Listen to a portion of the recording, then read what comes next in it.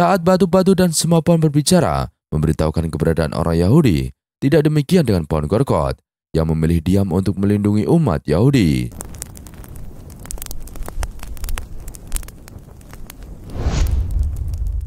Assalamualaikum warahmatullahi wabarakatuh. Sahabat beriman yang dirahmati Allah Subhanahu wa Ta'ala. Peperangan besar antara umat Islam dan Yahudi di akhir zaman disebut menjadi salah satu tanda kiamat. Dikatakan dalam sebuah hadis, orang-orang Yahudi pada saat itu akan bersembunyi di balik pohon, dan pohon itu akan berbicara kecuali pohon Gorkot. Tanda kiamat ini disebutkan dalam hadis sahih sebagaimana dinukil Muhammad Al-Arifi dalam kitab Nahiyatul Alam dari Abu Hurairah radhiyallahu an, yang mengatakan bahwa Rasulullah bersabda, hari kiamat belum akan terjadi sampai kaum muslimin memerangi bangsa Yahudi. Mereka diserang oleh kaum muslimin hingga bersembunyi di balik batu dan pohon.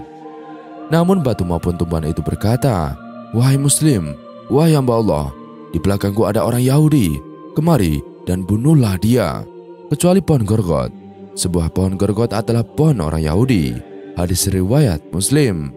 Tidak akan datang kiamat hingga kamu memerangi bangsa Yahudi, sehingga batu yang di belakangnya ada orang Yahudi dan berkata, hai orang Muslim, ini ada orang Yahudi di belakangku, bunuhlah dia. Hadis riwayat Bukhari dan Muslim. Ulama Mesir Syekh Yusuf Qaradawi memasukkan dua hadis tersebut dalam Hadiyul Islam, Fatawi Mu'asirah Jilid 2. Keduanya berstatus sahih, sebagaimana terdapat dalam Sahih Al-Jami'us Shaghir. Menurut hadis tersebut, pohon Gorkot adalah satu-satunya pohon yang tidak akan berbicara atau memberitahukan keberadaan orang Yahudi. Dijelaskan dalam Asara yang Tazirul A'lam, Indah Muslimin wal Yahud wa Nasara karya Mansur Abdul Hakim. Pohon Gorkot tidak akan menunjukkan tempat persembunyian orang Yahudi karena dia adalah pohonnya orang Yahudi. Fakta-fakta perihal pohon Gorkot disebutkan dalam hadis nubuah sebagai pohon pelindung bagi umat Yahudi pada akhir zaman. Pohon ini diyakini akan tumbuh di wilayah Palestina dan akan menjadi perlindungan bagi umat Yahudi dari kejaran umat Muslim saat terjadi perang di akhir zaman. Sering disebut sebagai pohon Yahudi, pohon Gorkot ini memang memiliki kaitan dengan tradisi dan kepercayaan Yahudi. Saat ini, pemerintah Israel sedang giat-giatnya menanam pohon Gorkot di seluruh dunia, termasuk di Israel dan Yerusalem, Palestina. Lantas, apa saja fakta-fakta tentang pohon Gorkot? Tetap simak video kali ini sampai habis. Yang pertama, ciri pohon Gorkot memiliki tekstur keras dan berduri. Pohon Gorkot memiliki ciri-ciri seperti tekstur keras dan berduri atau beracun. Akar pohon Gorkot mengeluarkan bulu zakbab dan duri. Imam An-Nawawi pernah berkata, Gorkot adalah sejenis pohon berduri yang dikenal di negeri Baitul Maqdis, Palestina. Abu Hanifah Ad-Dinawari berkata, Gorkot sejenis pohon berduri dari spesies terung-terungan. Buahnya bulat seperti batu akik telah menjadi besar. Dalam kitab Al-Mujam, Al-Wasid disebutkan, Gorkot adalah pohon yang tingginya antara 1-3 meter. Tergolong spesies terung-terungan, batang dan dahannya berwarna putih, mirip pohon Ausaj dari segi daunnya yang lunak dan dahannya yang berduri. Adapun bunganya yang berleher panjang, lagi berbau harum, berwarna putih kehijauan. Buahnya berbentuk kerucut dapat dimakan. Pohon ini mirip pohon cemara, tetapi tidak tinggi. Pohon Gorkot adalah pohon yang mempunyai umur yang cukup panjang. Yang kedua, dijuluki pohon Yahudi. Gorkot mempunyai julukan sebagai pohon Yahudi karena pohon inilah yang akan melindungi umat Yahudi dari kejaran kaum muslimin di akhir zaman nanti. Saat batu-batu dan semua pohon berbicara memberitahukan keberadaan orang Yahudi, tidak demikian dengan pohon Gorkot yang memilih diam untuk melindungi umat Yahudi. Pohon Gorkot bukan pohon kafir atau makhluk yang membangkang kepada Allah. Yang kafir hanyalah umat Yahudi yang ingkar kepada Allah. Gorkot adalah makhluk Allah yang tunduk kepada kehendaknya. Yang ketiga, hadis pohon Gorkot masuk kurikulum sekolah di Israel. Pohon Gorkot memang sangat populer di kalangan beberapa kelompok Yahudi Israel, khususnya di kalangan nasionalis ortodoks. Mereka memasuki hadis-hadis Nabi tentang Gorkot ke dalam kurikulum SMA mereka, yang kemudian diinterpretasi oleh kalangan Islam sebagai bukti bahwa orang-orang Yahudi mengakui kebenaran hadis Nabi yang menubuatkan akhir nasab orang-orang Yahudi. Kata Annie Marie Oliver dan Paul Steinberg, dua penulis buku The Road to Martyrs Square, yang melakukan studi langsung ke Palestina dan Israel untuk menelusuri pohon Gorkot. Ketika berada di Israel, mereka menanyakan pohon Gorkot itu kepada orang-orang Yahudi Israel. Saat ditanyai, orang Yahudi itu tersenyum sambil menatap serius seperti terbongkarnya sebuah rahasia. Kami diberitahu untuk ke sana dan ke sini untuk menemukan pohon tersebut, tutur Ani Maria Oliver. 4. Israel sedang menggalakkan penanaman pohon Gorkot. Pemerintah Israel saat ini sedang menggalakkan penanaman pohon Gorkot karena diyakini sebagai pelindung mereka di akhir zaman sebagai pesan nubuah Nabi. Penanaman pohon ini sudah dimulai di hutan Yerusalem. Rencana penanamannya akan dilakukan di 5 lokasi utama seperti di Gunung Hermon yang telah ditanami Gorkot sekitar 900 pohon. Bahkan pada tahun 2030 targetnya menanam 5 juta pohon Gorkot. Diperkirakan setiap pohon Gorkot bisa menyembunyikan puluhan orang Yahudi. 5. Gorkot pernah tumbuh di areal pekuburan Baqi Madinah. Sebelumnya tanah Al-Baqi ditumbuhi oleh pohon-pohon Gorkot. Ibnu Al-Asir menjelaskan bahwa Gorkot adalah sejenis pohon ida atau pohon besar dan pohon berduri. Bentuk tunggalnya Gorkoda, tempat pemakaman di Madinah, juga dikenal dengan sebutan Baqi Al-Gorkot karena dahulu ada pohon Gorkot di sana yang kemudian ditebang. Menurut Al-Asma'i, pohon-pohon Gorkot tersebut ditebang pada saat Utsman bin Mas'un radhiyallahu an dimakamkan di tempat tersebut pada tahun 2 Hijriah atau 624 Masehi. Sahabat beriman yang dirahmati Allah Subhanahu wa taala, tentang perang umat Islam dan Yahudi. Perang antara umat Islam dan Yahudi di akhir zaman menjadi salah satu tanda kiamat. Mengacu pada sumber sebelumnya, peperangan ini terjadi setelah Dajjal tewas di tangan Nabi Isa alaihissalam. Pada saat itu para pengikut Dajjal, baik Yahudi maupun lainnya, melarikan diri tercerai-berai. Nabi Isa alaihissalam bersama kaum mukmin memburu mereka dan membuat orang-orang Yahudi itu bersembunyi di balik pohon-pohon dan batu-batu yang mereka temukan di sana. Allah Subhanahu wa taala membuat batu-batu dan pohon-pohon itu dapat berbicara. Mereka akan memberitahukan persembunyiannya orang Yahudi, kecuali pohon Gorkot yang menjadi pohonnya orang Yahudi. Tidak ada yang tahu kapan peristiwa itu akan terjadi, termasuk hari kiamat itu sendiri, sebab hanya Allah yang mengetahuinya, sebagaimana Dia berfirman, "Mereka menanyakan kepadamu, Nabi Muhammad, tentang kiamat, kapan terjadi, dan katakanlah, sesungguhnya pengetahuan tentangnya hanya ada pada Tuhanku. Tidak ada seorang pun yang dapat menjelaskan waktu terjadinya selain Dia. Kiamat itu sangat berat, huru-haranya bagi makhluk yang di langit dan di bumi. Ia tidak akan datang kepadamu kecuali secara tiba-tiba. Mereka bertanya kepadamu seakan-akan engkau mengetahuinya. Katakanlah wahai Muhammad, sesungguhnya pengetahuan tentangnya hanya ada pada Allah, tetapi kebanyakan manusia tidak mengetahui." Quran Surat Al-A'raf ayat 187. Kaum Yahudi menjadi pengikut dan tentara Dajjal.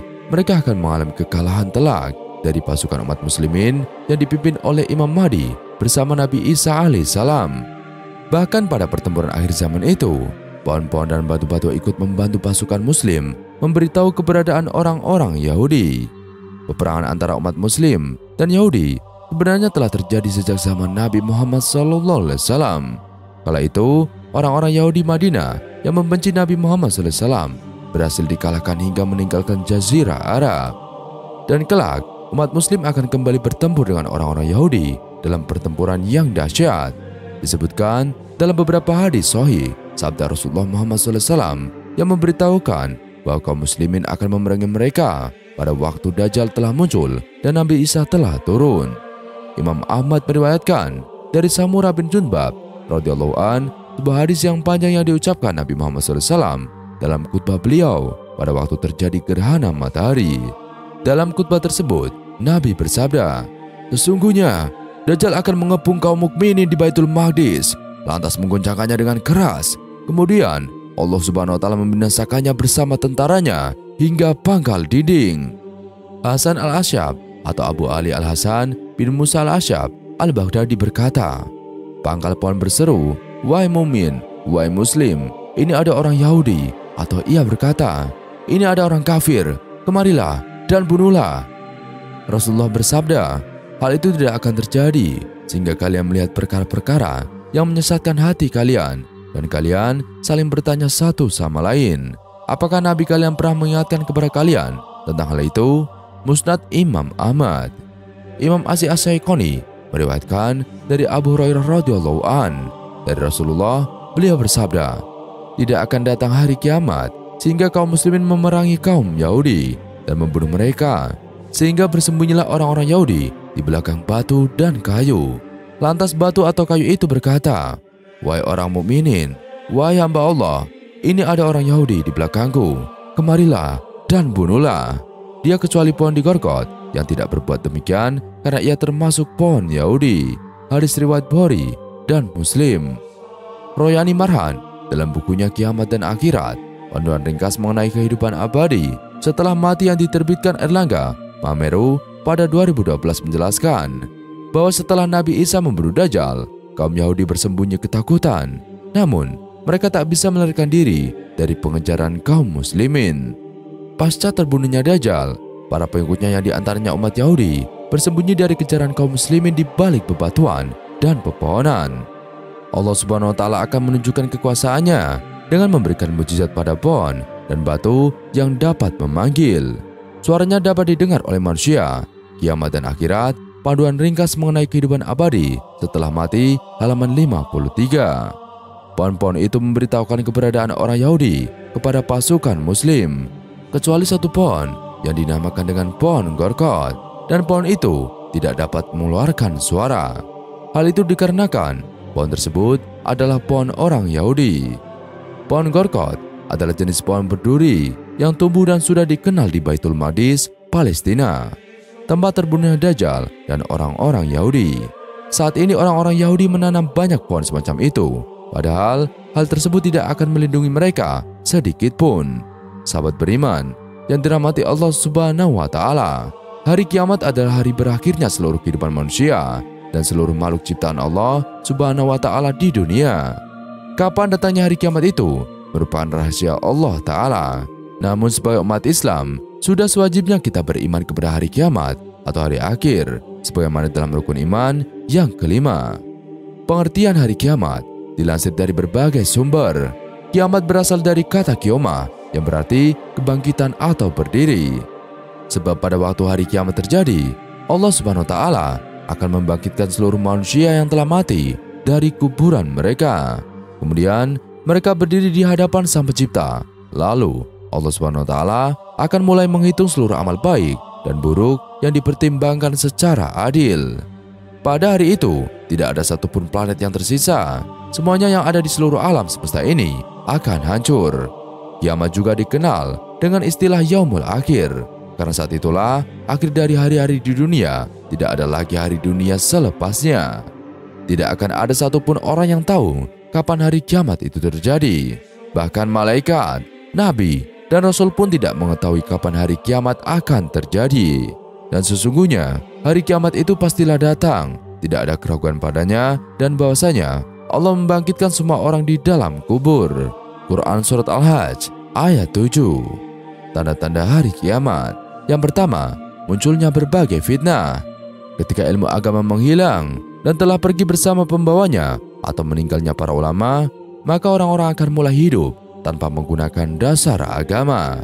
Di saat orang-orang hidup tanpa adanya bekal ilmu agama, kondisi ini akan melahirkan berbagai fitnah dahsyat, sebagaimana hal itu ada dalam hadis Rasulullah. Zaman saling berdekatan, ilmu dihilangkan, berbagai fitnah bermunculan, kebakilan dilemparkan ke dalam hati, dan pembunuhan semakin banyak. Hadis riwayat Muslim. Yang kedua, Nabi Isa memimpin dunia. Dalam Al-Quran Surat An-Nisa ayat 159 dijelaskan oleh Allah Subhanahu wa Ta'ala bahwa Nabi Isa alaihissalam akan muncul di dunia dan menjadi saksi bagi umat manusia. Tidak ada seorang pun di antara ahli kitab yang tidak beriman kepadanya atau Nabi Isa menjelang kematiannya, dan pada hari kiamat dia atau Isa akan menjadi saksi mereka. Quran Surat An-Nisa ayat 159. 3. Kemunculan Imam Mahdi. Kemunculan Imam Mahdi adalah tanda-tanda datangnya hari kiamat. Hal itu telah dijelaskan dalam sabda Rasulullah, Imam Mahdi akan keluar di akhir umatku. Allah akan menurunkan hujan, akan menumbuhkan tanaman di muka bumi, harta akan dibagi secara merata, binatang ternak akan semakin banyak.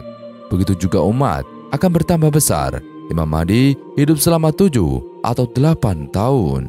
4. Kemunculan Dajjal. Dajjal yang datang ke muka bumi merupakan makhluk penyebar fitnah paling kejam, dan kemunculannya itu menjadi salah satu tanda-tanda kiamat. Dalam hadis riwayat Muslim, Rasulullah bersabda, tidak ada satupun makhluk sejak Adam diciptakan hingga terjadinya kiamat yang fitnahnya lebih besar dari Dajjal. Hadis riwayat Muslim. 5. Dabbah atau binatang melata. Binatang melata ini merupakan jenis binatang yang mempunyai tungkai tinggi, tidak berasal dari jenis manusia, dan keluar dari dalam tanah. Dan apabila perkataan telah jatuh atas mereka, kami keluarkan sejenis binatang melata dari bumi yang akan mengatakan kepada mereka bahwa sesungguhnya manusia dahulu tidak yakin kepada ayat-ayat kami. Quran Surat An-Naml ayat 82. 6. Matahari terbit dari barat. Tanda kiamat sudah dekat, yaitu terjadi fenomena langka, yaitu matahari terbit dari arah barat. Hari kiamat tidak akan terjadi hingga matahari terbit dari arah barat. Ketika manusia melihat keanehan ini, mereka langsung beriman. Tapi orang yang baru beriman di waktu itu tidak ada gunanya. Hadis riwayat Bukhari. 7. Hadirnya kaum Yajuj dan Majuj. Dalam Al-Quran, Surat Al-Kahfi ayat 94, Allah Subhanahu wa Ta'ala menjelaskan tentang Yajuj dan Majuj, yakni kaum yang menjadi perusak di bumi ketika menjelang hari kiamat. Mereka berkata, wahai Zulkarnain, sungguh Yajuj dan Majuj itu makhluk yang berbuat kerusakan di bumi. Maka bolehkah kami membayarmu imbalan agar engkau membuatkan dinding penghalang antara kami dan mereka? 8. Terjadi gempa berturut-turut. Tanda-tanda kiamat sudah dekat, akan terjadi gempa bumi dahsyat sebanyak 3 kali berturut-turut dalam waktu yang bersamaan. Gempa tersebut terjadi dari arah timur, barat, dan jazirah Arab. Wahai manusia, bertakwalah kepada Tuhanmu, dan sungguh guncangan hari kiamat itu adalah suatu kejadian yang sangat besar. Quran Surat Al-Hajj ayat 1. 9. Muncul kabut atau dukhan. Kemunculan kabut di antara tanda-tanda kiamat itu benar terjadi, sebagaimana dijelaskan dalam Al-Quran surat berikut. Maka tunggulah pada hari ketika langit membawa kabut yang tampak jelas, yang meliputi manusia, dan inilah azab yang pedih. Quran Surat Ad-Dukhan ayat 10-11. Sahabat beriman yang dirahmati Allah Subhanahu wa Ta'ala, inilah golongan pengikut Dajjal, dan salah satunya umat Yahudi dan wanita. Dajjal menjelang hari kiamat kelak akan muncul seraya membawa tipuan kenikmatan, yang mana dengan hal itu banyak manusia menjadi pendukungnya. Siapa saja pengikut Dajjal di akhir zaman nanti? Mengutip buku Tanda-Tanda Kiamat, Tanda-Tanda Besar oleh Mahir Ahmad As-Sufi, Nabi Muhammad SAW dalam sabdanya kerap mengingatkan kaum muslim atas kehadiran Dajjal. Beliau senantiasa memperingatkan karena khawatir umatnya terlena akan kesenangan fana yang ditawarkan Dajjal. Selain itu, beliau juga menyebut bahwa penipu andal itu adalah cobaan terdahsyat bagi tiap insan yang belum pernah ada sebelumnya. Abu Hurairah meriwayatkan bahwa Rasulullah Muhammad SAW menyampaikan khutbah, sejak Allah Subhanahu wa Ta'ala memperbanyak keturunan Adam alaihissalam, belum pernah ada fitnah di bumi sebesar fitnah Dajjal. Setiap nabi yang diutus oleh Allah Subhanahu wa Ta'ala pasti mengingatkan umatnya dari Dajjal, dan aku adalah nabi terakhir, dan kalian adalah umat terakhir.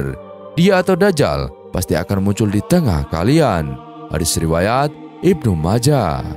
Kegelisahan Nabi Muhammad SAW saat itu keluar, yang disebabkan umat manusia diterpa sejumlah musibah berat, dan keadaan bumi akan dilanda kekeringan serta kelaparan hebat, sehingga memungkinkan menjadi faktor umat manusia berbondong-bondong menjadi kaki tangan Dajjal. Dalam riwayat dari Abu Umamah, Rasulullah bersabda, sejak 3 tahun sebelum munculnya Dajjal, manusia akan ditimpa berbagai cobaan berat. Salah satunya adalah bencana kelaparan. Pada tahun pertama, Allah memerintahkan langit untuk mengurangi turunnya hujan sampai 1/3. Dia juga memerintahkan bumi untuk mengurangi tumbuh-tumbuhannya sampai 1/3. Di tahun kedua, Allah Subhanahu wa Ta'ala memerintahkan langit untuk mengurangi turunnya hujan sampai 2/3. Dia pun memerintahkan bumi untuk mengurangi tumbuh-tumbuhannya sampai 2/3. Pada tahun ketiga, Allah Subhanahu wa Ta'ala memerintahkan langit untuk tidak menurunkan hujan sama sekali. Dia juga memerintahkan bumi untuk tidak menghasilkan tumbuh-tumbuhan hijau sama sekali. Orang-orang yang susah penghidupannya pasti binasa, kecuali jika Allah berkehendak lain. Hadis riwayat Ibnu Majah, Ibnu Khuzaimah, dan Hakim. Mansur Abdul Hakim dalam buku Kiamat, tanda-tandanya menurut Islam, Kristen, dan Yahudi, menguraikan yang nanti akan menjadi pengikut Dajjal dari hadis Rasulullah Muhammad SAW. Yang pertama, yang mengikuti Dajjal adalah kaum Yahudi, dan mereka dikatakan sebagai pasukan inti. Para Yahudi memang sejak lama telah menanti kedatangan Dajjal. Dari Anas bin Malik, Nabi Muhammad SAW berkata, kaum Yahudi Asbahan akan mengikuti Dajjal sebanyak 70.000 orang. Mereka memakai pakaian toy lasso. Hadis riwayat Muslim. Kedua adalah kaum wanita. Mereka termasuk kelompok yang paling mudah terpengaruh oleh Dajjal dibanding yang lain, karena yang paling intens mengikuti tren, mode, juga gaya terbaru. Ibnu Umar meriwayatkan bahwa Rasulullah Muhammad SAW bersabda, Dajjal akan datang ke kawasan ini di Marqona'ah atau sebuah lembah di Madinah. Dia datang dari Taif. Kebanyakan yang keluar mengikutinya adalah kaum wanita. Sampai-sampai orang laki-laki mendatangi istrinya, ibunya, saudara perempuannya, bibinya, dan mengikat mereka karena dia khawatir mereka keluar menemui dan mengikuti Dajjal. Ketiga, orang Badui, yakni kaum pengembara yang tinggal di padang pasir sebagai penggembala, sebagaimana dalam hadis Nabi Muhammad SAW. Riwayat dari Abu Umamah, salah satu fitnah atau cobaan Dajjal adalah dia berkata kepada orang Badui, bagaimana menurutmu jika aku membangkitkan kembali ayah dan ibumu yang telah mati? Apakah kamu bersaksi bahwa aku adalah Tuhanmu? Lalu dia menjawab, ya. Kemudian setan menyerupai ibu dan ayahnya dan berkata, wahai anakku, ikutilah dia, karena dia adalah Tuhanmu. Hadis riwayat Ibnu Majah. Keempat, yaitu orang non-Arab atau ajam, atau manusia dari berbagai negara lain, di mana mereka kelak akan berperang dengan kaum muslim. Begitu pula dengan penganut agama lain, mereka akan menjadi pengikut Dajjal. Fitnah Dajjal merupakan fitnah terbesar sepanjang zaman. Dajjal akan dibekali kemampuan luar biasa oleh Allah, di mana kelebihannya tidak bisa dijangkau oleh akal manusia. Hingga di akhir zaman, terdapat puluhan ribu orang yang menjadi pengikut Dajjal, dan hal ini disebutkan dalam hadis Muhammad SAW. Menurut buku Tanda-Tanda Kiamat oleh Athaillah Umar dalam kitab Sahih Muslim, Al-Fitan wal Asrat Al-Sa'ab, menurut sebuah hadis dari Anas bin Malik, Rasulullah mengatakan bahwa Dajjal diikuti oleh 70.000 pengikut. Mereka memakai jubah berwarna hijau. Telah menceritakan kepada kami, atau Mansur bin Abdul Muzaim telah menceritakan kepada kami, Yahya bin Hamzah dari Al-Auza'i, dari Ishaq bin Abdullah dan pamannya Anas bin Malik. Rasulullah SAW bersabda, Dajjal diikuti Yahudi Asbahan sebanyak 70.000. Mereka mengenakan jubah hijau. Hadis riwayat Imam Muslim. Sementara itu, menurut kitab Al-Fat Al-Rabbani, dalam hadis riwayat Imam Ahmad disebutkan bahwa Dajjal diikuti oleh 70.000 orang yang memakai mahkota. Dajjal akan keluar dari Yahudia, Asbahan, dan 70.000 orang Yahudi yang memakai mahkota akan jadi pengikutnya. Hadis riwayat Ahmad. Selain pembahasan tentang Yahudi dan Dajjal pada hari kiamat, di zaman Rasulullah juga pernah terjadi sebuah peperangan yang hebat melawan kaum Yahudi. Lantas, bagaimanakah kisahnya? Perang Khaybar terjadi saat kaum muslim bertempur dengan kaum Yahudi di penghujung bulan Muharram tahun 7 Hijriah. Perang Khaybar terjadi di wilayah Khaybar, di mana wilayah ini merupakan sebuah kawasan lokasinya terletak di sebelah utara Madinah, dengan tanah yang subur dan sumber airnya yang melimpah. Khaybar menjadi suatu kawasan yang sangat istimewa. Bahkan Khaybar menjadi kawasan yang menghasilkan kurma, biji-bijian, hingga buah-buahan karena suburnya tanah di Khaybar. Maka dari itu, sebutan lain dari Khaybar yakni adalah negeri Hijaz yang subur atau juga negeri Hijaz yang kuat. Pada masa Rasulullah Muhammad SAW, ada sebuah pasar yang disebut Pasar Anato di Khaybar yang dilindungi oleh kabilah Ghatafan. Pasar Anato tersebut dilindunginya karena dianggap sebagai wilayah kekuasaan dari kabilah Ghatafan.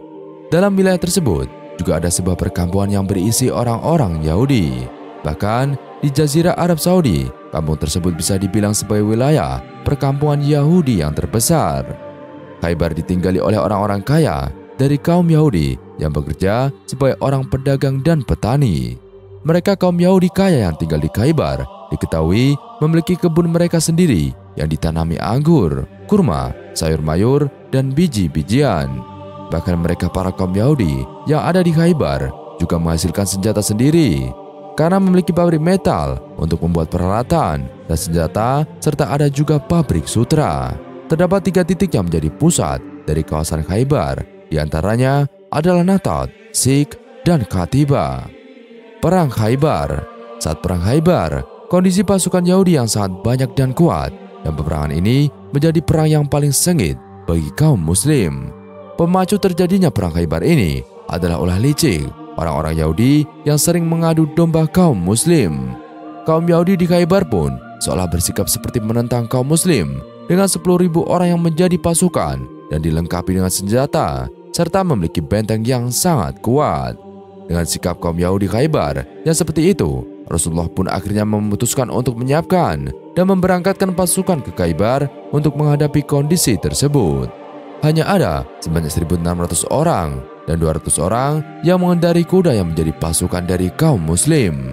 Pasukan kaum muslim yang akan segera tiba di Khaybar pun diberhentikan sejenak oleh Rasulullah.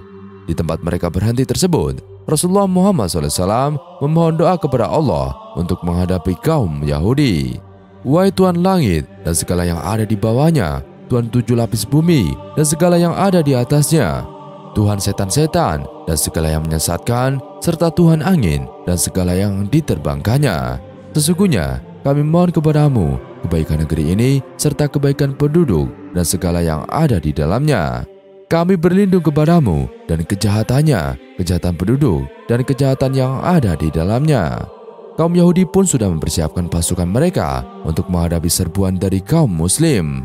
Seperti yang sebelumnya juga sudah disebutkan, kaum Yahudi memiliki benteng Khaybar yang sangat kuat dengan sistem pertahanan yang berlapis-lapis. Bahkan belum tentu bisa ditaklukkan dengan pasukan Romawi yang dikenal lebih kuat. Namun kaum muslim tetap berperang dengan hati yang teguh dan hati yang sangat tinggi dalam perang Khaybar dengan kaum Yahudi ini. Jantung pertahanan musuh pun pada saat itu langsung diserbu oleh pasukan Rasulullah Muhammad SAW. Saat perang Khaybar, Salam bin Mishkam menjadi yang memimpin dari pasukan kaum Yahudi. Mereka menempatkan perempuan, anak-anak, dan harta benda di dalam benteng Wati dan Sulaim.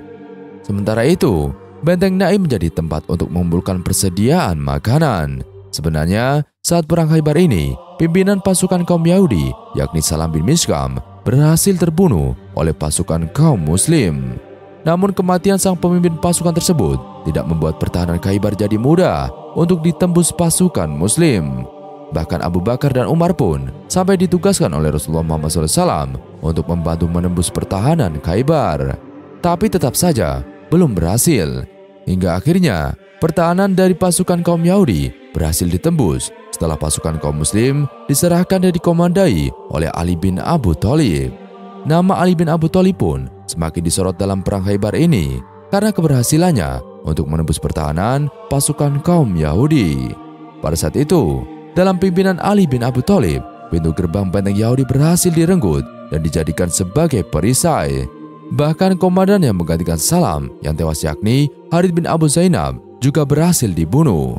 Benteng Yahudi perlahan mulai dapat dikuasai oleh pasukan muslimin. Akan tetapi, saat di 2 benteng terakhir, benteng Yahudi cukup sulit untuk ditaklukkan karena tentara-tentara Yahudi sangat gigih untuk bertahan, sehingga korban pun mulai banyak berjatuhan, baik dari pasukan Yahudi maupun pasukan Islam. Hingga akhirnya, pasukan Yahudi menyerah dengan sendirinya dan menyatakan bahwa mereka bersedia untuk keluar dari Khaybar dengan keluarga mereka masing-masing. Kemudian, pasukan Yahudi menyerahkan benteng mereka kepada pasukan Islam. Kaum muslim memperoleh senjata-senjata yang diletakkan di dalam benteng dan menemukan ribuan kitab Taurat yang kemudian dikembalikan oleh Rasulullah kepada kaum Yahudi. Bahkan meski terlibat dalam perang, kaum Yahudi tetap dilindungi oleh kaum muslim selama perjalanan keluar dari Khaybar atas perintah Rasulullah Muhammad SAW. kecuali Kinanah bin Rabi, kaum Yahudi yang kedapatan berbohong saat Rasulullah meminta keterangan darinya. Rasulullah sengaja memberikan perlindungan tersebut kepada kaum Yahudi untuk menunjukkan bahwa kaum Muslim tidak melakukan perlakuan yang beda kepada pihak yang kalah. Sebab biasanya pasukan yang kalah dalam berperang akan dihancurkan oleh pasukan Kristen dari Kekaisaran Romawi. Namun berbeda dengan kaum Islam yang memberikan kemerdekaan untuk kaum Yahudi Khaybar mengatur dirinya sendiri selama mengikuti garis kepemimpinan Rasulullah. Perang Khaybar dikisahkan menelan korban sebanyak 93 orang dari kaum Yahudi dan 15 orang dari kaum Muslim. Rasulullah Muhammad SAW sempat tinggal di Khaybar beberapa lama. Namun di Khaybar ini, Rasulullah nyaris saja dibunuh karena diracun oleh Zainab binti Haris, istri dari pemimpin pasukan Yahudi, yakni Salam dalam perang Khaybar. Pada saat itu, sepotong domba dikirimkan oleh Zainab kepada pasukan Rasulullah Muhammad SAW. Domba tersebut pun sempat digigit sedikit oleh Rasulullah, namun dengan segera dimuntahkan karena merasa ada yang janggal dari domba tersebut. Akan tetapi, sahabat Rasul yakni Bisri bin Barah terlanjur menelannya dan ia pun meninggal dunia karena daging domba tersebut. Rombongan pasukan Rasulullah akhirnya kembali ke Madinah setelah berhasil menaklukkan Khaybar. Mereka semua kembali melalui Wadil Qura, sebuah wilayah yang dikuasai oleh kaum Yahudi yang lain. Di tempat tersebut juga sempat terjadi peperangan, namun Rasulullah Muhammad SAW kembali berhasil menaklukkannya. Di sisi lain, kaum Yahudi di Taimah menawarkan damai tanpa adanya peperangan. Dengan kaum Yahudi yang berhasil ditaklukkan tersebut, Islam di Madinah menjadi kekuatan yang utama di Jazirah Arab. Masyarakat yang tenang semakin terwujud dan Nabi Muhammad SAW dapat lebih fokus untuk berdakwah. Wallahu a'lam bishawab. Sekian video kali ini, kurang lebihnya kami mohon dimaafkan. Yang benar datangnya dari Allah Subhanahu wa taala. Khilaf atau keliru datangnya dari saya pribadi. Wassalamualaikum warahmatullahi wabarakatuh.